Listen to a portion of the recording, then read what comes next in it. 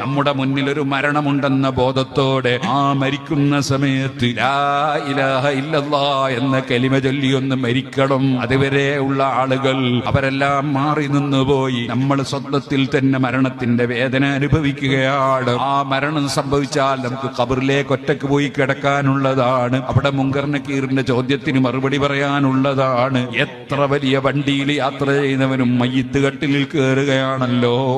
കണ്ണട അഴിച്ചു വെച്ചു പോയി, എല്ലാ മോതിരവും എല്ലാ സാധനവും ഊരി വെച്ചു പോയി, എന്റെ അന്തസ്സുള്ള ഡ്രസ്സുകളൊക്കെ ഊരി വെച്ചു പോയി. 3 കഷ്ണത്തിന് തുണിയിലങ്ങ് പൊതിഞ്ഞിട്ട് കൊണ്ടുപോകുന്ന ഒരു സമയം. ഈ പാവപ്പെട്ട എനിക്ക് അത് എപ്പോഴാണെന്ന് പറയാനൊക്കുമോ?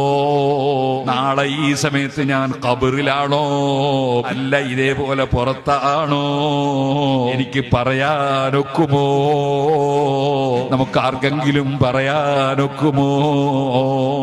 ഓ മുഅ്മിനീങ്ങളെ, നമ്മുടെ ഖൽബ് അല്ലാഹുവിലേക്ക് തിരിച്ച് ജീവിതത്തിൽ വന്ന തെറ്റുകൾക്കൊക്കെ റബ്ബിനോട് മാപ്പ് പറഞ്ഞു നല്ല കാര്യങ്ങൾ ചെയ്തുകൊണ്ട് മുന്നോട്ട് നീങ്ങണമെന്നും നല്ലവരായി ജീവിച്ച് മരിക്കണമെന്നും എന്നോടും നിങ്ങളോടും വസിയ്യത്ത് ചെയ്ത് അർഹമുർ റഹീമീൻ റബ്ബേ, ഞങ്ങൾക്ക് എപ്പോഴും മുന്നിൽ മരണമുണ്ടെന്ന ബോധത്തോടുകൂടി ഈമാനോടെ തഖ്വയോടെ ജീവിക്കാൻ ഭാഗ്യം തരണേ റഹ്മാനേ.